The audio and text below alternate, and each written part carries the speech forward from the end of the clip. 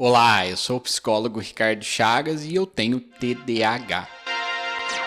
Viajando numa nave Esse é um espacial. vídeo diferente que vai misturar a minha experiência pessoal com a cultura pop e, é claro, com a psicologia. Vamos começar com a seguinte pergunta. Quando você pensa em personagens com TDAH, quais são os primeiros exemplos que vêm à mente? Pense por alguns segundos e deixe aí nos comentários. Eu me fiz essa pergunta recentemente e percebi que a maioria dos personagens que eu pensei eram personagens de animação. Bart Simpson, por exemplo, é o estereótipo do adolescente hiperativo, rebelde e incapaz de domar a atenção para além dos interesses pessoais. Todd, de BoJack Horseman, é um jovem adulto que sente dificuldade em assumir responsabilidades. Ao longo da série ele se mostra uma pessoa criativa e com muito potencial para os negócios, mas sempre que atinge o auge de uma ideia, logo passa para a seguinte. No caso de Bart e Todd, a estereotipização é inevitável, porque é uma característica das animações deixar evidente o aspecto caricato do ser humano.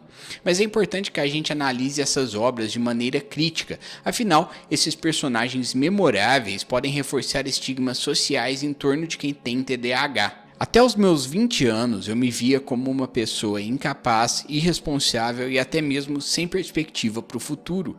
Eu era um sujeito bem parecido com o Todd. Na escola minhas notas eram péssimas e eu só gastava tinta da única caneta que eu tinha porque eu passava as aulas desenhando todos os meus pensamentos. Eu era estigmatizado tanto pelos professores quanto pelos meus colegas de sala e mesmo medicado eu só conseguia me concentrar nos meus interesses, que na época eram o heavy metal, Tolkien, Lost e Nintendo. Um pouco antes de entrar na faculdade eu comecei a acompanhar House, que era uma das principais séries de TV na época. O Dr. Gregory House é um protagonista que, apesar de nunca ter sido diagnosticado com TDAH, apresenta vários dos critérios diagnósticos do transtorno. Ele é inquieto, irritado, impulsivo e muito hiperativo. Essa hiperatividade foi essencial para o sucesso da série, porque, convenhamos, o cenário hospitalar é muito chato e muitas vezes remete a lembranças negativas. Mas o House anda de um lado para o outro, conversa com os colegas com reverência e em alguns episódios ele até usa um patinete elétrico para se locomover pelos corredores do hospital. Enfim, o dinamismo da série foi construído em torno da hiperatividade pensante desse protagonista. Além disso, ele tem interesses bem específicos, como a investigação de diagnósticos diferenciais, música e motocicletas. E eu não percebi na época que ele tinha essas características em comum comigo, um pouco porque ele era excessivamente pessimista e grosso e eu não, mas também porque ele era inteligente. Na minha cabeça, pessoas com TDAH não poderiam ser inteligentes. Mas quando eu reassisti a série depois de formado, comecei a somar A mais B. Ele tem hiperfoco e isso ajuda a procurar diagnósticos diferenciais para os casos. Ele pensa melhor quando caminha de um lado para o outro e até tem insights quando está conversando sobre uma coisa que nada se relaciona com o caso que ele precisa resolver. E foi a partir desse momento que eu percebi que existia um personagem inteligente que se parecia comigo. Para exemplificar, quando eu vou escrever um roteiro aqui para o canal, eu preciso caminhar de um lado para o outro, com o celular na mão e com a digitação por áudio ativada.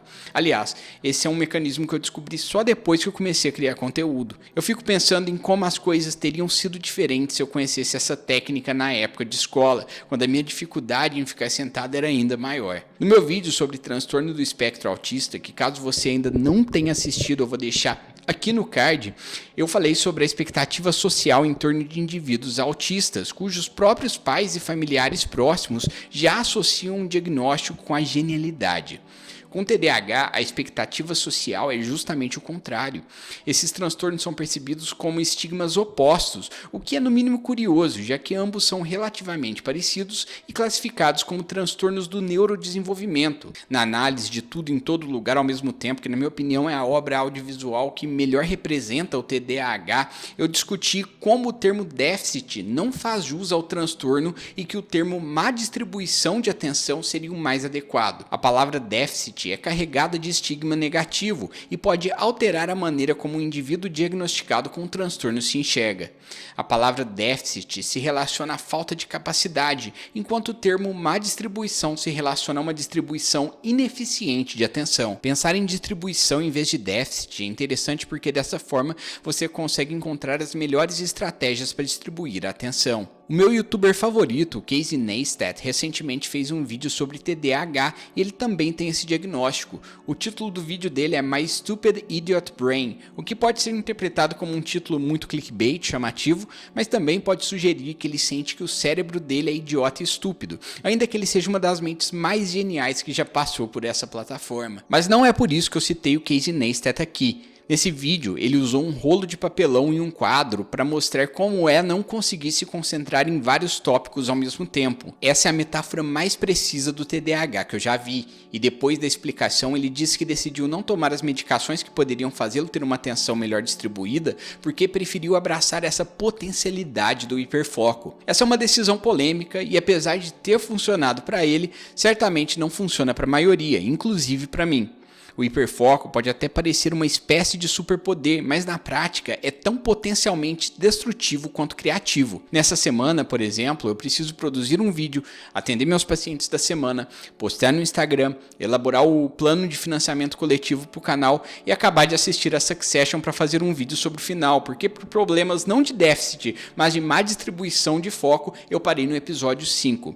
E essas são apenas as minhas metas profissionais da semana. Quem sabe um dia eu consiga me manter apenas produzindo vídeos, uma tarefa que também é dividida em 3 partes, mas até lá eu preciso dar um jeito de encontrar estratégias funcionais para a multitarefa. Enfim, eu falei tudo isso porque se você tem TDAH, procure um profissional da saúde mental porque ele pode te ajudar a lidar melhor com o transtorno. O primeiro passo é se livrar daqueles estigmas que te definem desde a infância. Uma crença muito comum que eu encontro na maioria dos casos de TDAH é a da pessoa se sentir burra porque acha que não gosta de ler.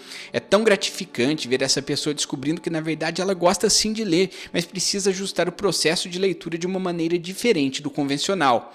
Lembre-se, pessoas com TDAH não necessariamente possuem déficit de aprendizagem, da mesma maneira que nem todo autista é necessariamente um gênio. É importante encontrar estratégias funcionais para lidar com a má distribuição da atenção e caso você queira que eu faça um vídeo ainda mais pessoal sobre como eu lido com o meu TDAH, deixa aí nos comentários.